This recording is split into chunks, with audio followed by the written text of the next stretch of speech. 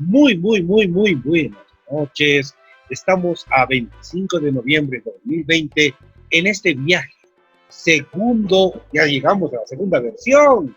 Segundo curso sobre asistencia familiar sin secretos.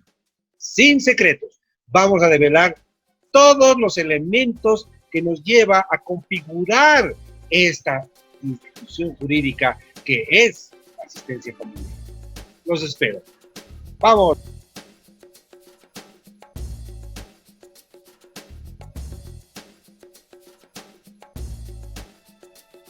Listo, gracias.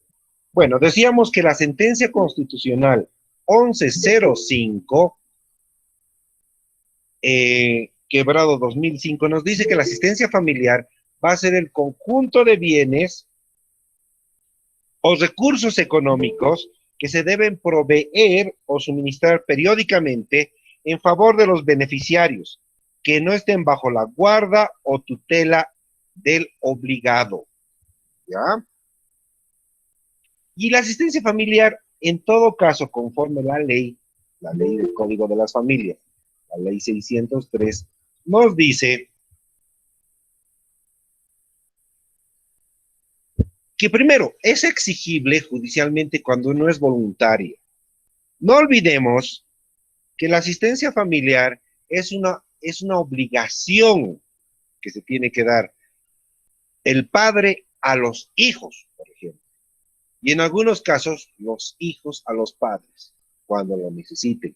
Pero, ¿qué pasa cuando no lo dan voluntariamente? Se tiene que acudir ante la autoridad jurisdiccional, que en este caso viene a ser el juez de familia, para que fije un monto económico a efecto que el obligado pueda otorgar este beneficio en favor del beneficiario. Ya hemos dicho, es un derecho de las personas y es una obligación. Comprende recursos que garantizan lo indispensable. La ley ha previsto que lo indispensable para una persona no solamente es la alimentación. Antes se denominaba la institución jurídica como pensión alimenticia, pero era restrictiva porque solamente se preveía lo necesario para la alimentación. Esto ya no es así. Con la institución jurídica de la asistencia familiar establecida por la ley 603, la asistencia familiar puede abarcar la alimentación, el vestido, la salud, todo aquello que hace que la calidad de vida de la persona pueda darse y se pueda cumplir con el monto económico o con el bien en especie, en algunos casos, que se pueda proveer. Inclusive la recreación está prevista en la asistencia familiar. Se da, y vamos a desarrollarlo más adelante, según las necesidades del beneficiario y las posibilidades del obligado. El artículo 109 de la ley 603 nos dice claramente que la asistencia familiar es exigible hasta los 18 años de edad. Hay una característica muy interesante. La asistencia familiar puede ser pedida inclusive desde que hay el reconocimiento ad vientre del menor y se va a prolongar el mismo hasta los 18 años. Ahora bien, en la Constitución Política del Estado establece en el artículo 64, me voy a permitir leerlo, un momentito, 64. Dice: los cónyuges o convivientes tienen el deber de atender en igualdad de condiciones y medios el esfuerzo común, el mantenimiento y responsabilidad del hogar, la educación y formación de los hijos e hijas mientras sean menores o tengan alguna discapacidad. Este artículo 64, en su momento, ha sido objeto de observación en relación del artículo 109, Porque el artículo 109 del Código de las Familias nos dice que la asistencia familiar se da hasta los 18 años, que es la mayoría de edad, y de los 18 hasta los 25, a fin de que el beneficiario pueda procurarse una formación técnica o profesional. Entonces, surgió esta duda. Una persona mayor de 18, menor de 25, no es un menor de edad, ya es mayor. Entonces, algunos padres promovieron una acción constitucional señalando que la Constitución establecía que solo era hasta la mayoría de edad, hasta los 18 años, que ellos deberían procurar la asistencia familiar. El Tribunal Constitucional, en ese sentido, ha emitido la sentencia constitucional 1011 quebrado 2013, en la cual de manera clara establece que la Constitución Política del Estado, al momento de señalar que los padres tienen que proveer a todos en cuestión de minoridad, se está refiriendo a que se considera, se entiende la minoridad establecida en la Constitución como una figura de inferioridad en relación a los padres. Salvando este hecho, la sentencia constitucional que he mencionado, la 1011, ha establecido que es constitucional el artículo, parágrafo 2 del artículo 109, que establece que es hasta los 25 años la asistencia familiar. Asimismo, el artículo 109, ¿qué nos dice? Que las personas con discapacidad tienen derecho a recibir la asistencia familiar mientras dure esta discapacidad. ¿Esto qué quiere decir? Que si una persona, un beneficiario, tiene alguna discapacidad, obviamente que debe estar certificado a través de la institución llamada por ley, en todo caso el CONALPEDIS, el Consejo Nacional de Personas con Discapacidad. Si están certificados, su asistencia familiar va a durar para toda su vida, porque obviamente no ha superado su discapacidad. Ahora bien, en algunas legislaciones esto se ha salvado en tanto y en cuanto la persona con discapacidad ha logrado proveerse de una profesión que le permita mantenerse a sí mismo independientemente o un oficio. ¿Ya? Este elemento es muy importante porque lo que nos dice el artículo 109 de la ley 603 nos establece que la asistencia para personas con discapacidad se otorga en tanto dure la situación de discapacidad y no cuente con recursos. Si una persona logra adquirir una profesión y valerse por sí misma al margen de su discapacidad, se puede solicitar la cesación de este beneficio. Las preguntas, por favor, al chat. Asimismo, el artículo 109, como les he dicho, si existe un reconocimiento ad vientre, puede pedirse la asistencia familiar para el que está concebido y se va a dar mientras dure el embarazo. Una vez que dure el embarazo, inmediatamente la asistencia familiar se va a otorgar al nuevo ser, a la nueva persona. Ahora, la asistencia familiar tiene características. Unas características que son las llamadas I al cubo. ¿Cuáles son estas?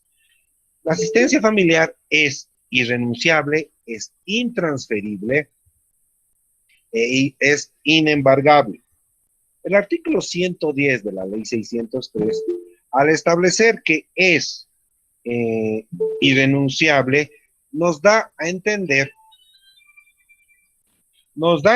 que el derecho de asistencia familiar a favor de menores de edad y personas en situación con discapacidad no se puede renunciar ni transferir.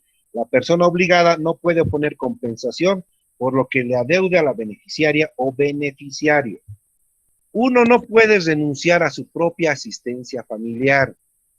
Voy a pedir que los que tienen el micrófono prendido lo apaguen, por favor, muy, muy gentil. Gracias. Ahora, estas características de la asistencia familiar están establecidas en el artículo 120 de la Ley 603. Asimismo, el artículo 267 de la Ley 603 ha establecido de que no se puede desistir la pretensión porque se valora el bien superior de los menores. ¿Ya? Ahora bien, alguna vez en la práctica nos surge esta duda. ¿Qué pasa si en el transcurso, en el proceso de realizar una asistencia, un procedimiento de asistencia familiar, existe reconciliación? ¿Se puede desistir del proceso de asistencia familiar? Claro que sí, y hay que informarlo al juez, porque en más de un caso se ha visto de que iniciado el proceso de asistencia familiar, la pareja se reconcilia y lo dejan ahí, pero el proceso ya ha sido notificado. No olviden que la asistencia familiar va a ser exigible desde el momento de la notificación. Y si bien se tiene que velar por el bien superior del menor, en muchos casos el padre, al volver con la pareja, en este caso la mujer, ya está cubriendo las necesidades del menor. Si luego se vuelven a separar, tendría que plantearse otra demanda de asistencia familiar y no continuar con la inicial, porque ha habido un tiempo de reconciliación. Esto es muy importante. A veces las personas no toman en cuenta estos consejos y tienen que incidentar para establecer de que el obligado ha cumplido porque ha vuelto con su pareja.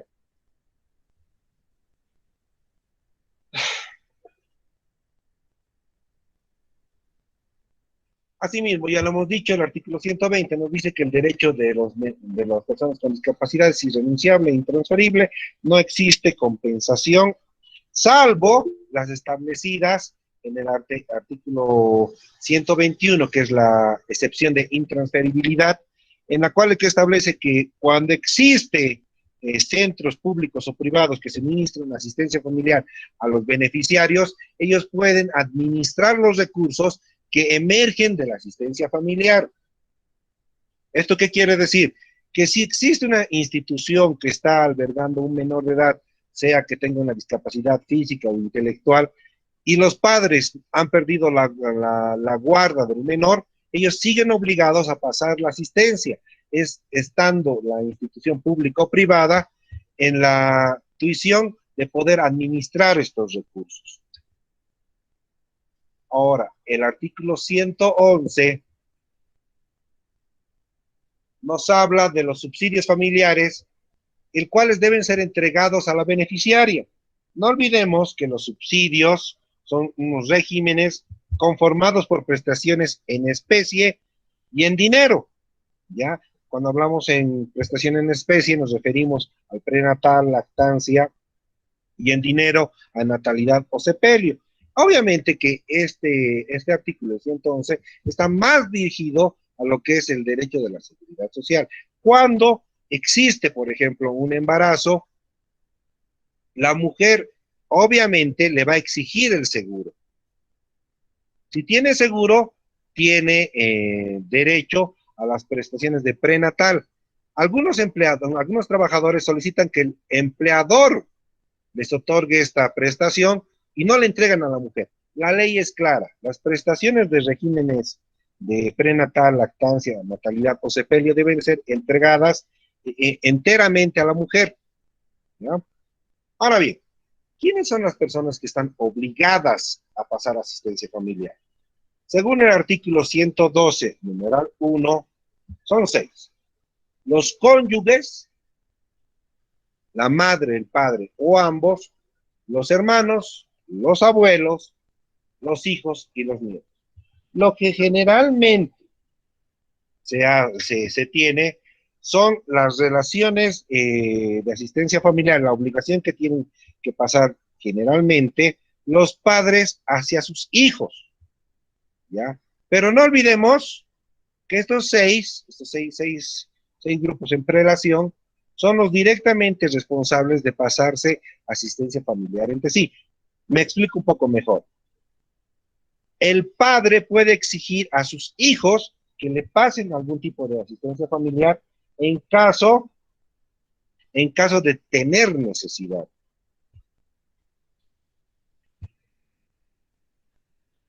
Excepcionalmente, la nuera, la nuera o el yerno pueden pedir asistencia familiar cuando están en necesidad. Ahora bien, los hijos adoptivos no tienen obligación de pasar asistencia familiar a sus padres biológicos.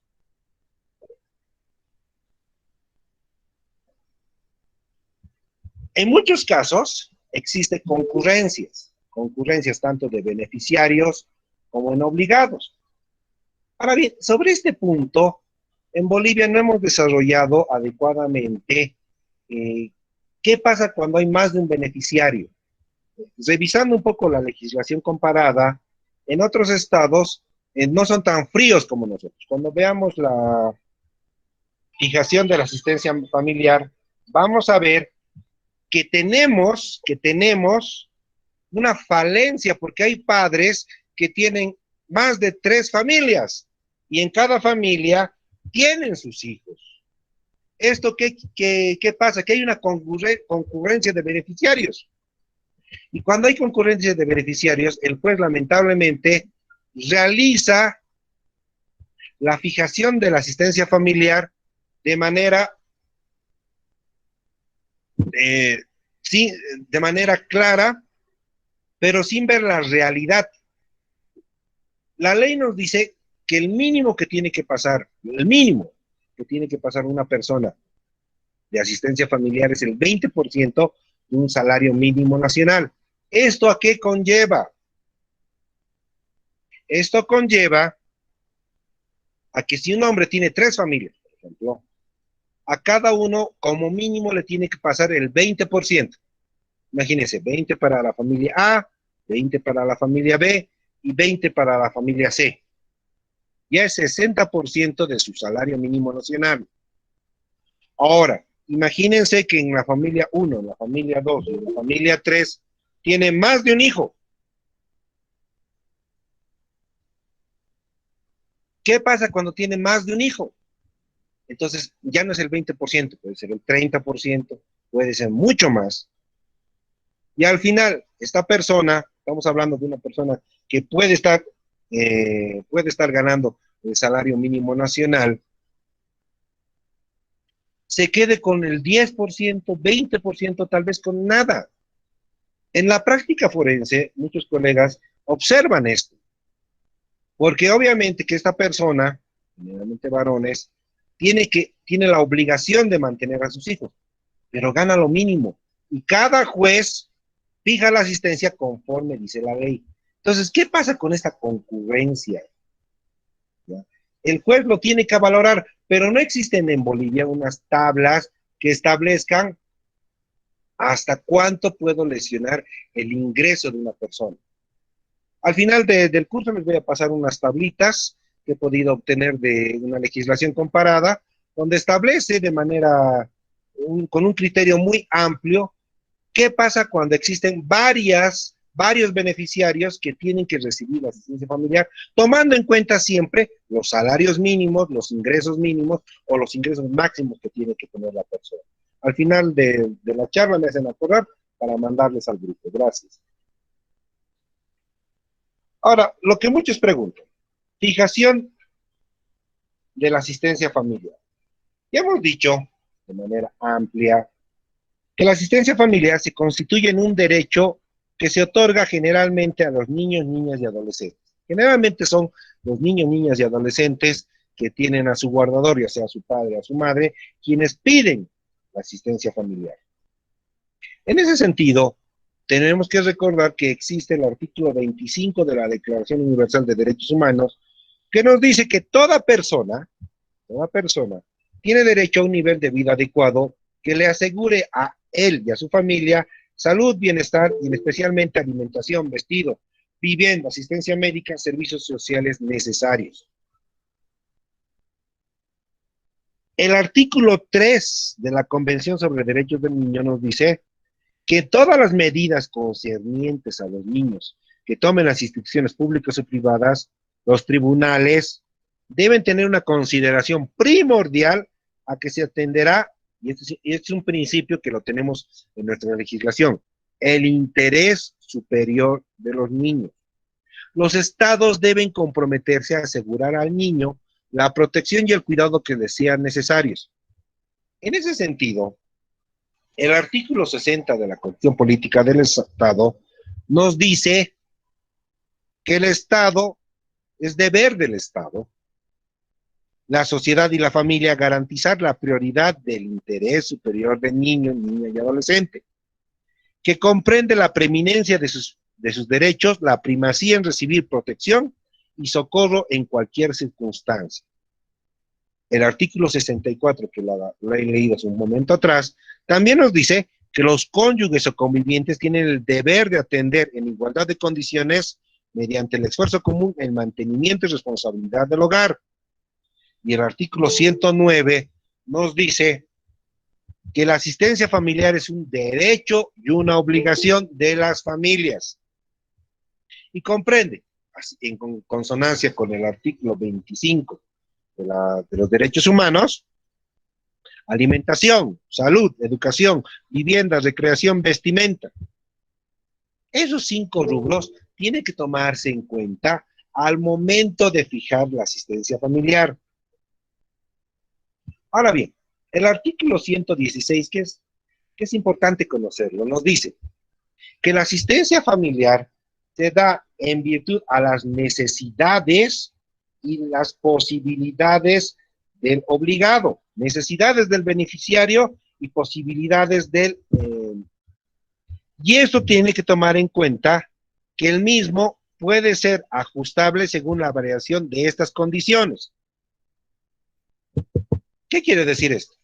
Lamentablemente en Bolivia, lo digo así, se fija la asistencia familiar, y esto va en consonancia con el numeral 2, de manera fija. O sea, el juez dice, se otorga una asistencia familiar de 500, 600, 1000, etcétera. ¿Ya? Siempre tomando en cuenta el 20% del salario mínimo nacional.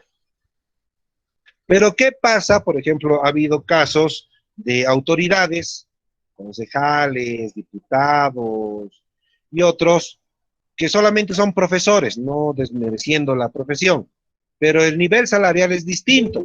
No es lo mismo comparar lo que gana un profesor que con lo que gana pues un diputado.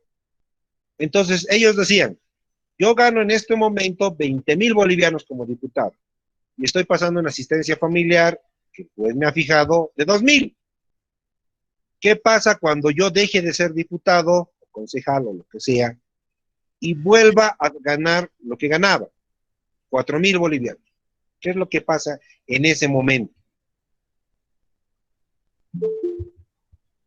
Obviamente que cuando vienen al buffet se le dice, bueno, entonces hay que hacer un incidente de disminución de asistencia familiar.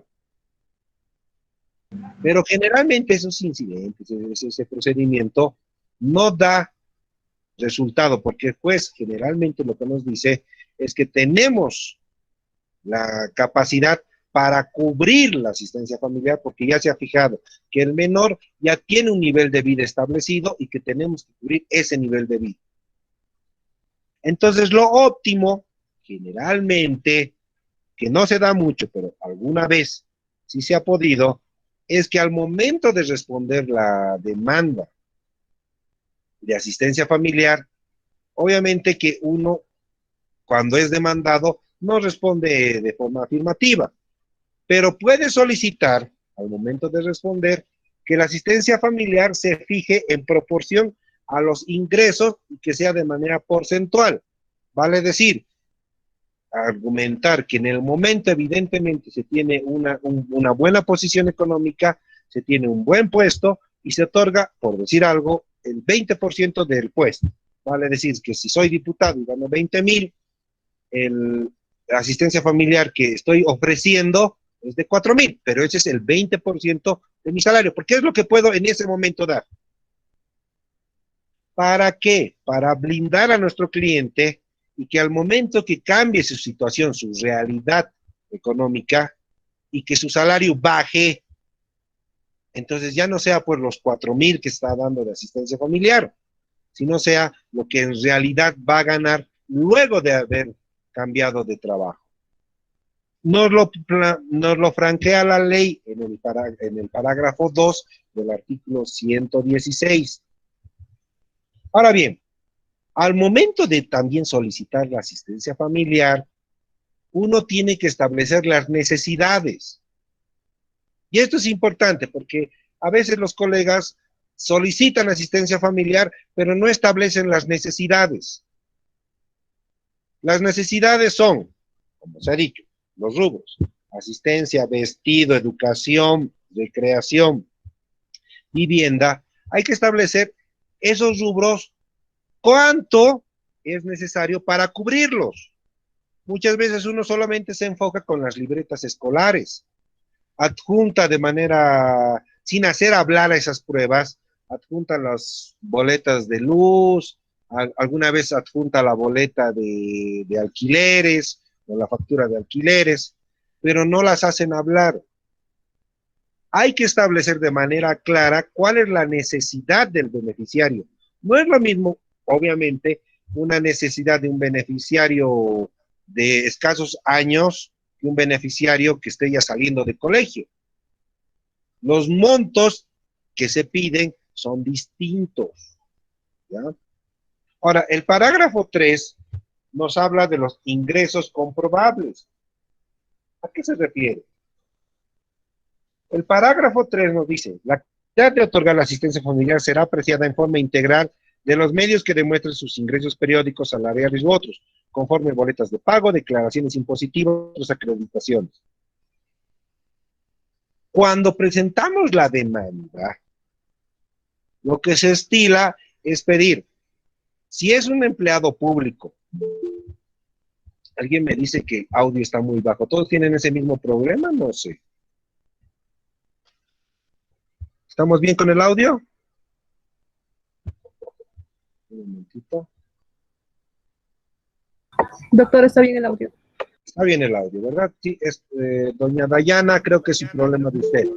Ya. Sí, está bien el audio, doctor. Debe ser el viento, doctor, por aquí, por Cochabamba. Ah, ya, muy gentil. Gracias a todos. Veo que sí me están prestando atención. Entonces, ¿qué es lo que se tiene que hacer cuando uno presenta la demanda? Si sabemos que lo obligado, hay que ser creativos. Yo lo que siempre recomiendo a mis estudiantes es que tienen que ser creativos. ¿Cómo creativos? Obviamente, si es un empleado público o un empleado privado que tiene boleta mensual, es relativamente fácil probar los ingresos. Se pide oficios al juez, se oficia al lugar y se presenta. Siempre va a haber reticencia de los empleadores y del mismo trabajador para justificar los ingresos. Entonces hay que ser creativos. A veces yo pido oficios a la AFP para que se establezcan promedios de ingreso. ¿Ya? No olvidemos que actualmente hasta los consultores pagan la AFP. ¿Ya? Se puede pedir. Ahora, ¿qué me dicen de personas que no tienen un trabajo formal? Son taxistas, digamos, o trabajan en los medios de transporte. Lo que generalmente se estila es pedir oficios al sindicato al cual pertenecen. ¿Ya? No olviden, o sea, alguien me dirá, pero doctor, sí, yo pido oficios al sindicato del transporte, pero ahí no me dice cuánto ganan. Con Freddy, apague el micrófono. Ya. Pero ahí no me dicen cuánto ganan, ¿cómo establezco eso? Ah, hay que ser creativos. Por lo menos en la ciudad de La Paz existe lo que es en el gobierno municipal, existe lo que se denominan las direcciones de transporte. Si el demandado pertenece al rubro del transporte, se puede solicitar mediante oficios que la alcaldía certifique cuánto, según ellos, establecen que gana un transportista mes y tienen esos datos, porque para establecer la tarifa del transporte, se tiene, obviamente, que saber cuánto gana un transportista. ¿Ya? Esto de poner cuánto es el ingreso del demandado es pues un poquito de ser creativos. Ya les he dado dos ejemplos. Tienen que ser más creativos. Ahora bien, ¿qué pasa? ¿Qué pasa cuando de ninguna manera puedo establecer el salario o el ingreso mensual de la persona? Ahí volvemos al parágrafo 1 de este artículo 116. Tendría que haber establecido cuánto es la necesidad. No olvidemos que si yo pido 4,000, por decir algo, quiere decir que yo como guardador, como padre que tengo la guarda de mi hijo, gasto los 4,000. Y estoy pidiendo, conforme al artículo 64 de la Constitución, que el padre del menor pague la otra mitad. Entonces, en sí, estoy pidiendo 2,000. En la necesidad establezco 4,000. Pero en la práctica estoy pidiendo 2,000. Porque aquí muchos colegas se equivocan. Los colegas dicen, solicito 2,000. O si los solicito 1,000. Doctor Condori, por favor, apague su micrófono. Muchos colegas se equivocan porque en la demanda ponen, solicito una asistencia familiar de 2,000.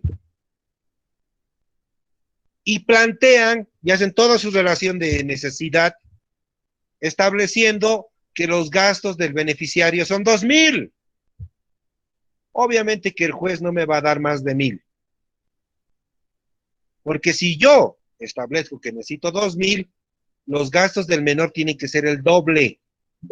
Porque el artículo 64 es clarísimo. Ambos padres son responsables de igual manera. O sea, yo no puedo decir soy un pobre hombre que mantengo a mi hijito y necesito que pague absolutamente todo de mi hijo. No. Tengo que decir, yo estoy poniendo la mitad. Y por igualdad, el padre que no tiene la guarda tiene que poner la otra mitad. El juez, basado en el parágrafo 4 del 116, lo que va a hacer es, muy bien, sobre el 20%, que es el salario mínimo nacional, que actualmente son 2,112, y el 20% de 2,112 son 400 para no tener mucho problema, digamos 400. Sobre la base de 400, va a ir incrementando según las necesidades, parágrafo 1 del 116, según las posibilidades del señor. No se puede alegar, conforme el parágrafo 5, que no tengo las condiciones físicas o mentales para no otorgar la asistencia familiar. Se ha dado casos en los cuales hay personas que tienen enfermedades, pero esto hay que probarlo. Por ejemplo, en algún momento alegamos en una cesación de asistencia familiar de que el obligado tenía triquina, y verdaderamente tenía triquina, se le subieron los gusanitos a la cabeza. Entonces, el juez entendió y se cesó la asistencia familiar, ¿ya? No se va a fijar nunca, nunca se va a fijar una asistencia familiar menor al 20% de un salario mínimo nacional, ¿ya? Ahora, algunos preguntan, doctor, ¿qué pasa? Yo tengo un cliente que ha pedido asistencia familiar hace más de 10 años, el muchacho tiene 12 y siempre le pasa 200 pesos. Y eso es menor que el salario mínimo nacional, o sea, el 20% del salario mínimo nacional, doctor. Tengo que volver a demandar, ¿qué tengo que hacer? Bueno, para todos aquellos colegas que tienen ese tipo de casos, existe el instructivo 09-2015, que establece que los jueces de oficio tendrían que proceder al reajuste por asistencia familiar. Pero ojo, esto se hace con expedientes que están a la vista y desde el momento que tú lo estás solicitando. No va a ser retroactivo a la publicación de la ley, ¿ya? Ni tampoco a la publicación del instructivo. Entonces, todos aquellos que tienen asistencias familiares desde 10 años atrás pueden solicitar el reajuste conforme ese instructivo del Tribunal Superior de Justicia. Asimismo, no se justifica el incumplimiento de la asistencia familiar que la persona que tiene la guarda tenga otros hijos, ¿ya? O que se haya cambiado el orden de los apellidos en el certificado de nacimiento, ¿ya? Ustedes saben que conforme las leyes vigentes en Bolivia, ya no es necesario que vaya el apellido del papá primero. Puede ir el de la mamá. Pero ojo, si ya ha habido una extinción de autoridad para fines de adopción, se suspende también lo que es la asistencia familiar. Pero cuando hay adopción, si solamente es extinción de la autoridad paterna, el obligado sigue pasando la asistencia familiar. Eso se ve en otro curso, ¿ya? Si tienen dudas, por favor, al chat, no se olviden sus dudas. Doctor, tengo una dudita. Mil disculpas por audio que ya mandar. Al chat, por favor. Ahora bien, ¿qué nos dice el artículo 117? El artículo 117 de la 603 nos dice que la asistencia familiar es exigible por mensualidades vencidas. Y aquí esto es lo importante. Corre a partir de la citación con la demanda. Muchas veces la gente, los clientes, se equivocan con esto. Piensan que presentar la demanda, o sea, presentarla en ventanilla única, ya les corre la asistencia. No, la asistencia va a correr desde el momento que se cite con la demanda. Ahora bien, no olviden que el procedimiento de citación con la demanda ya ha cambiado. Desde la modificación de desde la emisión de la ley 603, esto ha cambiado. Antes se hacía con el Código de Procedimiento Civil, vale decir, con el 120, 121. Se establecía que había que ir por lo menos 2 veces. La primera, si no lo encontraban, dejaban aviso judicial. Una vez dejado el aviso judicial, iban y lo dejaban por cédula. Esto ya no existe. Conforme el procedimiento que se establece para procedimientos familiares, el oficial de diligencias, y esto lo vamos a ver en procedimiento, el oficial de diligencias tiene que ir al domicilio que señala aparte, tiene que verificar que el domicilio realmente corresponde. Imagínense esta responsabilidad del oficial de diligencias. Tiene que verificar que el domicilio corresponde a la persona que se tiene que citar. Tiene que buscarlo. En caso de no encontrarlo, recién deja la notificación, la citación por cédula. Desde ese momento va a correr la asistencia familiar. ¿Qué más nos dice el artículo 117? La asistencia familiar puede ser entregada al beneficiario de forma directa o depositada en una cuenta del sistema financiero en función de acuerdo de partes.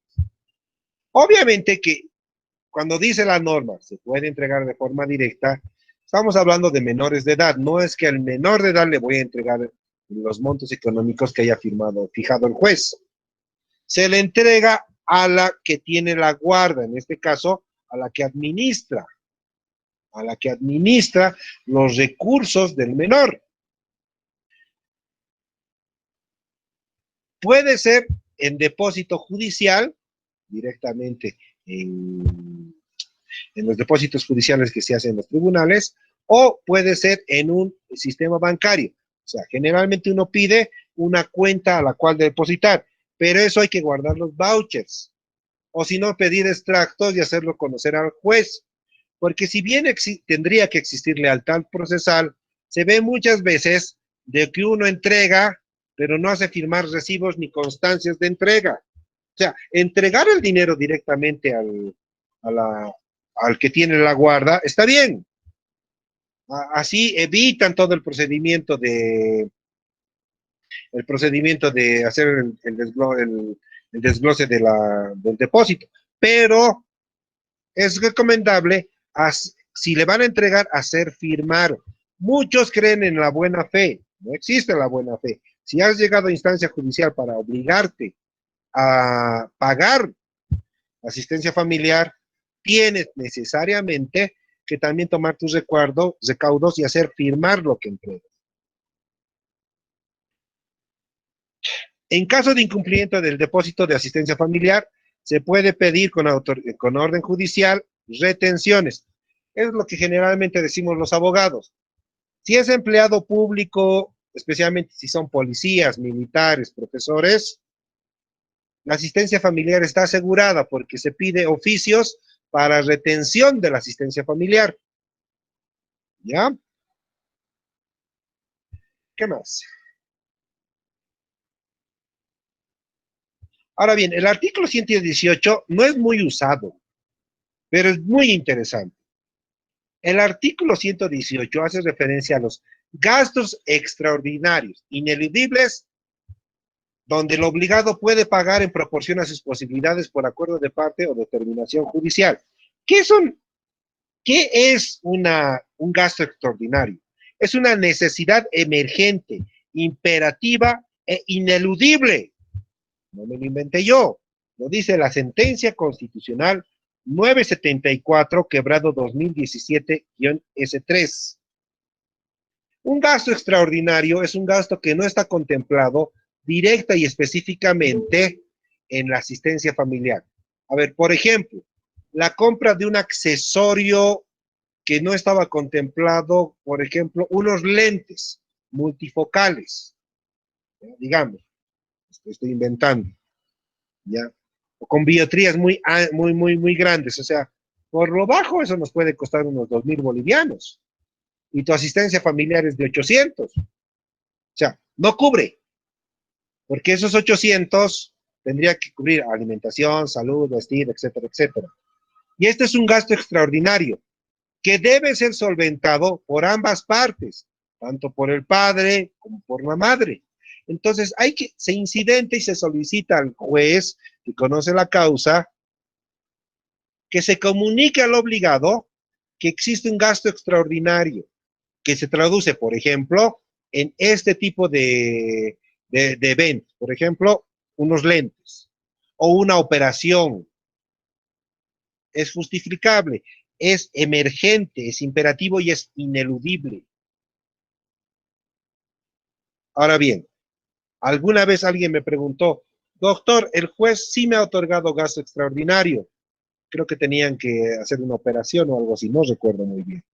Y no pagó. Me había fijado en 5,000 bolivianos, que tenía que cobrar 2,500 el obligado, y no pagaba. Y el cliente decía, ¿puedo sacar mandamiento de apremio por el impago de gasto extraordinario? Y la respuesta es no, porque el gasto extraordinario no es asistencia familiar. El gasto extraordinario es eso, gasto extraordinario. No va casado a la asistencia familiar. Entonces, no se puede pedir mandamiento de apremio por impago de gasto extraordinario. ¿Ya? Doctor, buenas tardes. Una consulta. ¿Cuenta como gasto Consultas, por extraordinario? favor, por el chat. Gracias. Está bien. El artículo 119, ¿qué nos dice? De acuerdo a condiciones socioculturales, el obligado, a solicitud de la parte interesada, podrá realizar modo alternativo de suministro de la asistencia familiar. Sin embargo, en cualquier momento se solicita cambio por pago en dinero. A veces se da el caso de que uno alega y señala, no tengo recursos económicos en este momento. Solicito entregar la asistencia familiar en producto. Y el juez, en algunos casos, autoriza. Qué sé yo, ya entregue ropa, entregue leches, entregue varias cosas. Esto no puede ser eterno, o sea, es momentario, es provisional. porque lo que se presupone es que la que tiene la guarda administra los recursos del beneficiario. Sobre al particular, siempre ustedes como abogados, algunos son estudiantes, siempre van a tener este problema. El obligado siempre reclama de que la asistencia familiar lo gasta en otras cosas y no en el beneficiario. Lamentablemente nosotros no tenemos la figura legal de rendición de cuentas de la asistencia familiar. O sea, yo no le puedo exigir al que tiene la guarda que me demuestren qué está gastando. He tenido casos donde el que tiene la guarda lo gastaba con su pareja y no le daba a los menores. Ah, bueno, entonces ahí podemos incidentar un caso de violencia, pero yo no puedo pedir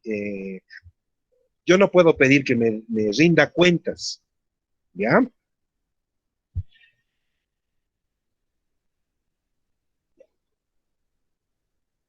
¿Qué más? La cesación de la obligación. ¿Cuándo cesa la obligación? Lo más importante que tenemos que recordar, la cesación de la asistencia familiar no opera de oficio. La sentencia constitucional 323/2007 del 24 de abril nos dice claramente, la cesación no exime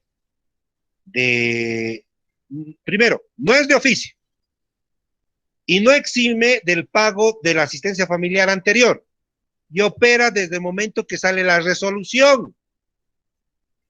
¿Ya? ¿Qué quiere decir esto? Que la asistencia familiar, si el beneficiario ha llegado a los 18 años y no se ha inscrito a la universidad, no está haciendo ninguna actividad para procurarse una educación técnica o un oficio, yo puedo plantear una cesación señalando esos argumentos. ¿Ya? O sea, si yo soy el obligado y tengo un menor, bueno, una persona ya de 18 años, que no ha entrado a la U, o que si ha entrado no está aprovechando, se está aplazando a cada rato, yo podría acudir donde el juez y decirle, señor juez, voy a cesar la asistencia porque el beneficiario no está procurándose una educación. Si yo no hago eso, la asistencia familiar va a seguir sumando. ¿Ya? Ahora bien, ¿qué pasa? En casos también pasa. Si el beneficiario tiene 20 años y ha logrado obtener una profesión técnica y tal vez ya está trabajando con esa profesión, también puedo presentar la demanda de cesación de la obligación ante el mismo juez, señalando esos extremos, de que el beneficiario ya está trabajando y ya no necesita de mi apoyo como obligado. También puedo cesar la asistencia familiar cuando hay negación de filiación o fallecimiento. Ya cuando he comprobado judicialmente que el menor de edad no es mi hijo. ¿Y qué pasa si pruebo que no es mi hijo? Digamos que yo estaba pasando una asistencia familiar y se prueba que no es mi hijo. He negado la asistencia familiar. He negado la afiliación. Puedo solicitar la devolución de la asistencia familiar por el tiempo que ha sido otorgado. Ese es el artículo 124. ¿Ya? Vamos a correr un poquito, por favor. Este elemento, el artículo 127, que es el cumplimiento de la asistencia familiar utilizando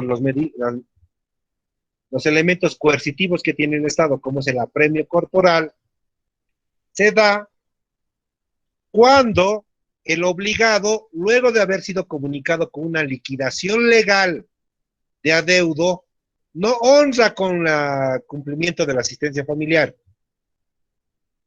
Cuando el obligado no honra con la asistencia familiar luego de haber sido notificado con una liquidación, a los 3 días, si no ha observado la liquidación, se aprueba la misma y se franquea el mandamiento de apremio. ¿Se acuerdan hace un momento cuando les dije que la asistencia familiar puede ser entregada directamente a la que tiene la guarda del beneficiario? Es ahí donde sirven todos los recibitos que he hecho firmar o todos los depósitos que he hecho, los tengo que guardar, mis vouchers los tengo que guardar para demostrarle al señor juez que yo he cumplido. Por eso la liquidación me la notifican y yo respondo al juez diciendo, señor juez, yo no debo X monto, porque aquí están mis descargos. Se hace una comparación entre lo que se ha pedido y lo que se ha demostrado, y sale cuánto realmente debo. Antes las liquidaciones lo practicaba la secretaria del juzgado, la actuaria. Actualmente no, lo presenta el abogado que solicita la liquidación. En caso de no cumplirse con el pago de la asistencia familiar, lo que procede es el mandamiento de apremio.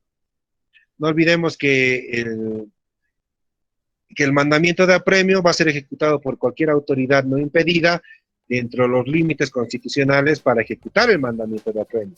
De lunes a viernes en horarios hábiles, ¿sí? Respetando, por ejemplo, los horarios hábiles tendrían a ser